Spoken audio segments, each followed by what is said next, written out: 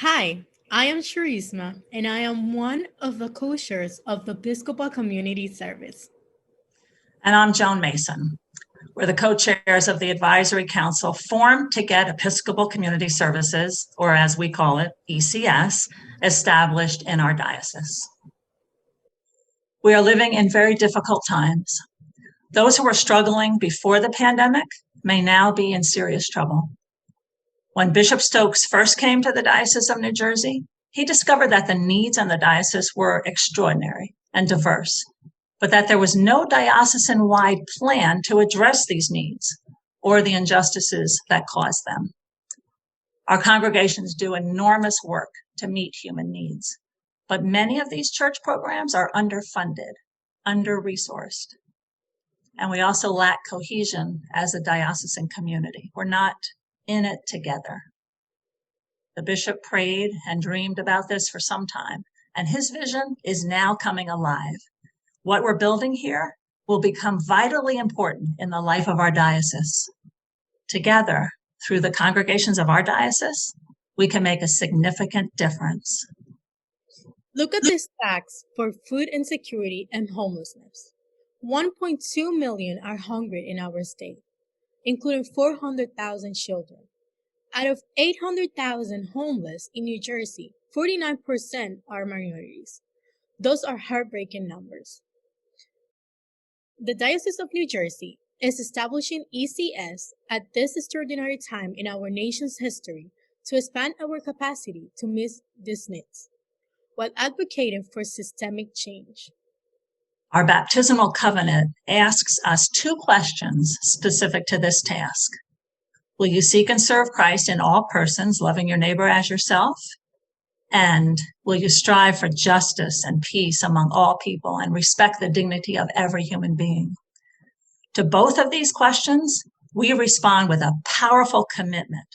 I will, we vow, with God's help. There are two aspects of ECS, charity and justice. We do not want to simply feed someone, although that's important, without also asking the questions, why is this person hungry? What systemic injustice underlies this need? How can we make a difference for the future of this person? In adding the focus on advocacy, we think beyond charity. Here are a few examples of how we could be advocates around just the issue of hunger. We think of advocacy as calling or visiting the offices of our governmental legislators. Sure. For example, to get additional funds for emergency food for this year. But a lot of advocacy happens in person with those in need. For example, having a trained person available at all food distribution events to help enroll eligible families in SNAP.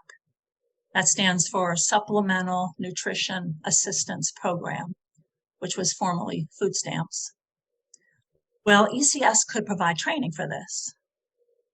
Be advocates by just listening to those we are serving. Hear their stories, their struggles.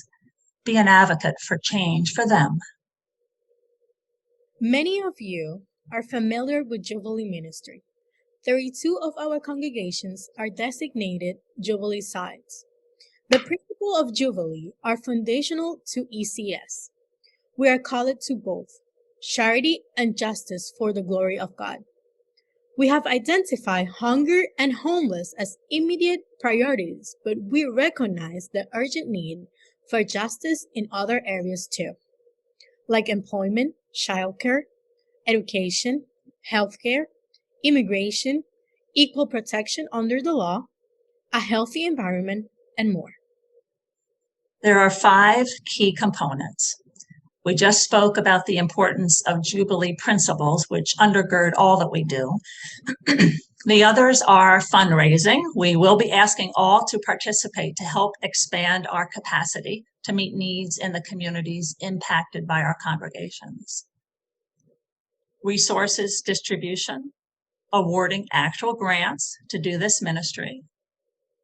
Networking and communication. Sharing best practices, contacts, and success stories so we can encourage one another. Advocacy training. ECS can become the vanguard of our diocese advocacy efforts, allowing us to work in a coordinated way for meaningful systemic change. We have 3 tasks right now: fundraising, grant making, and eventually setting up a board of directors to continue this initiative into the future. We have planned various events to keep everyone in the diocese informed about ECS. There will be monthly briefings and quarterly summits. We will be advertising all of these events, so you'll be hearing a lot more about them. We want to emphasize that this will not just be for brand new ministries. Grants can be given for an expansion of something a congregation is currently doing. To fund this work, we will be asking our congregations and people from the diocese to contribute to ECS. Take a look at these options. There are many ways you can help to make ECS a success. Thank you. Gracias.